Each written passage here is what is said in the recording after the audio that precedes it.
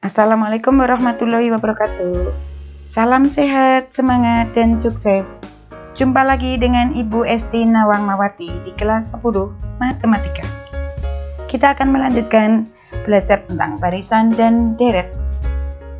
Pada jumpa yang lalu kita sudah menyelesaikan permasalahan yang berkaitan dengan barisan dan deret aritmetika. Nah, sekarang bagaimana kita bisa menyelesaikan permasalahan kehidupan sehari-hari yang berkaitan dengan konsep barisan dan deret geometri. Ada beberapa yang harus kita ingat. Yang pertama, barisan geometri adalah barisan bilangan dengan perbandingan setiap suku dengan suku sebelumnya selalu sama.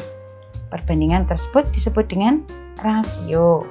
Kemudian bentuk umum suku Kn barisan geometri adalah UN sama dengan A kali R pangkat N min 1, di mana UN-nya merupakan suku Kn, A merupakan suku pertama, R merupakan rasio, dan N merupakan banyaknya suku.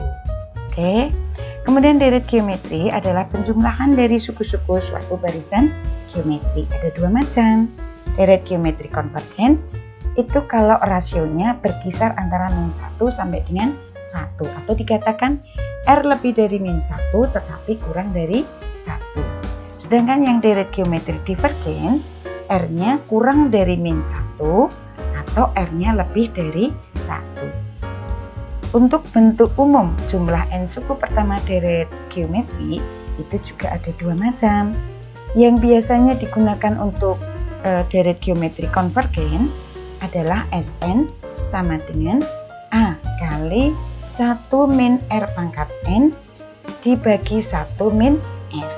Sedangkan untuk deret geometri divergen itu Sn sama dengan A kali R pangkat N dikurangi 1 dibagi R min 1. Sn merupakan jumlah N suku pertama, N merupakan banyaknya suku, A merupakan suku pertama, dan R merupakan rasio. Oke anak-anak, kita dihadapkan pada 3 masalah berikut ini.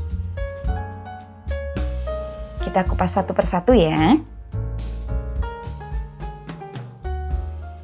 Oke. Masalah yang pertama, hasil produksi sebuah perusahaan sepeda pada tahun 2020 meningkat setiap bulannya dan membentuk barisan geometri. Produksi pada bulan Januari sebanyak 120 unit, sedangkan pada bulan April sebanyak 3.240 unit. Berapakah total hasil produksi sepeda hingga bulan Juni? Oke, kita tulis yang diketahui. Hasil produksi Januari 2020 sebanyak 120. Hasil produksi April 2020 sebanyak 3.240. Yang ditanya total hasil produksi sepeda hingga bulan Juni. Oke. Nah, kita misalkan hasil produksi Januari 2020 itu sebagai suku pertama. Berarti A, ya. A-nya adalah 120.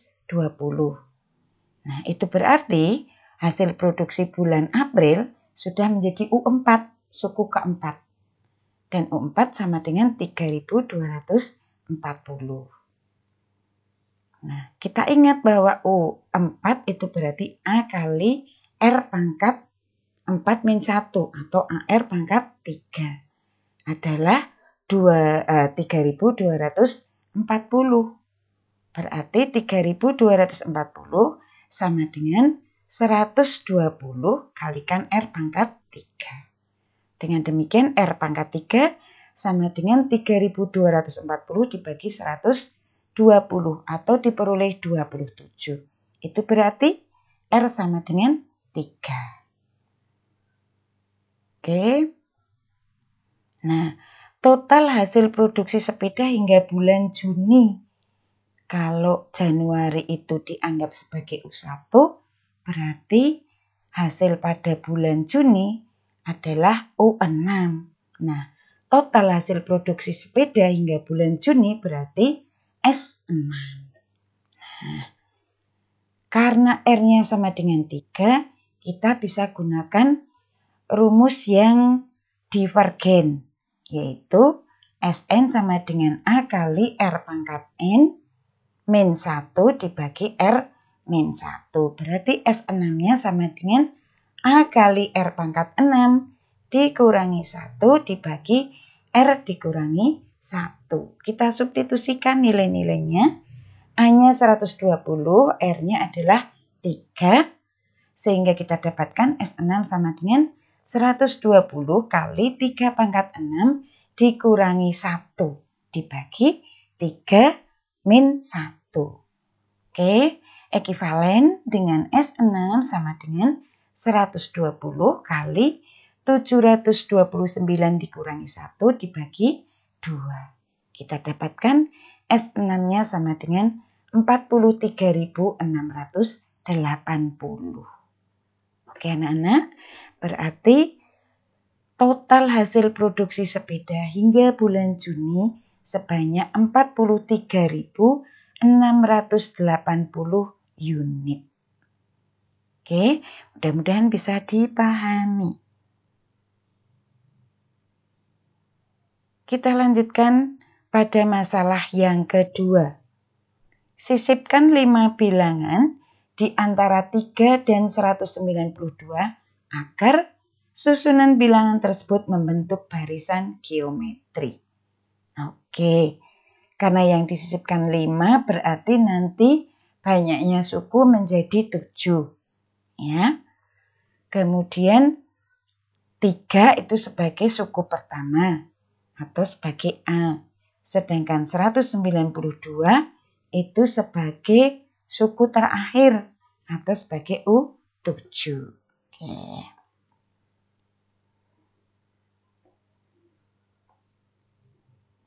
Ya, A-nya sama dengan 3, U7-nya 192.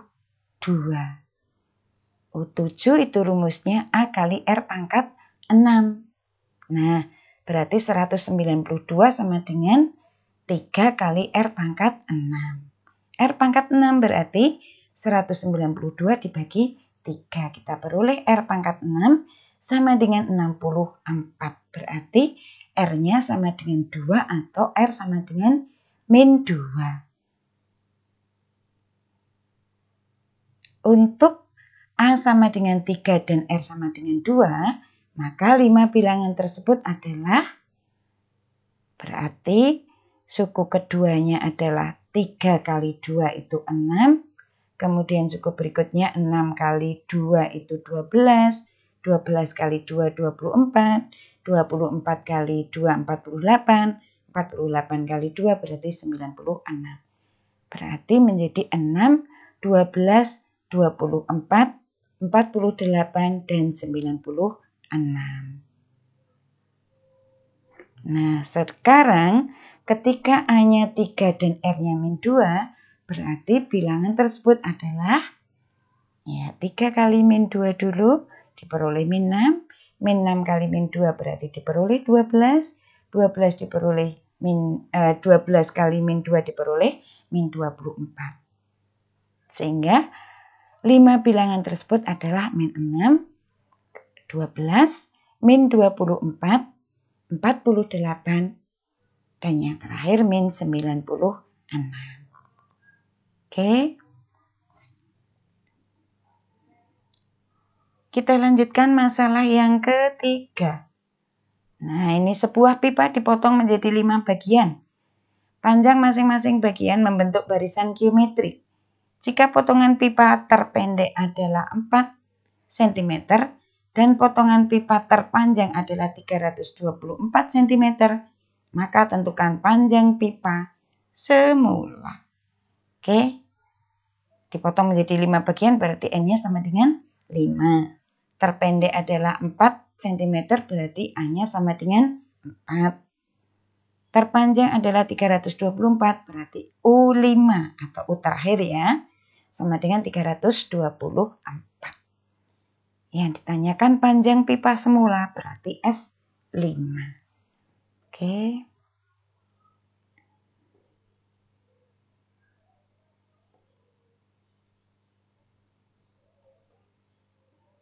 Dari A sama dengan 4 dan U5 sama dengan 324. Nah, kita uraikan U5 adalah AR pangkat 4. Berarti 324 sama dengan 4 kali R pangkat 4. Nah, R pangkat 4 sama dengan 81. Berarti R-nya ada 2 macam, 3 atau min 3. Nah, ini yang min 3 nggak mungkin ya, karena nanti menunjukkan panjang. Oke, jadi yang kita gunakan hanya untuk R sama dengan 3. Nah, karena R-nya sama dengan 3, ini berarti masuk yang divergen juga. Oke, berarti S5 sama dengan A kali R pangkat 5 dikurangi 1 dibagi R min 1. Substitusikan, A-nya 4, R-nya 3. Kita peroleh S5 sama dengan 4 kali 243 dikurangi 1 dibagi 2. Sehingga kita akan dapatkan S5 sama dengan 484. Itu berarti panjang pipa semula adalah 484 cm. Oke anak-anak, selamat kalian telah belajar menyelesaikan permasalahan kehidupan sehari-hari yang berkaitan dengan konsep barisan dan deret geometri. Selanjutnya, kalian bisa belajar menyelesaikan permasalahan kehidupan sehari-hari yang berkaitan dengan konsep barisan dan deret geometri tak linear. Sekian, terima kasih. Wassalamualaikum warahmatullahi wabarakatuh.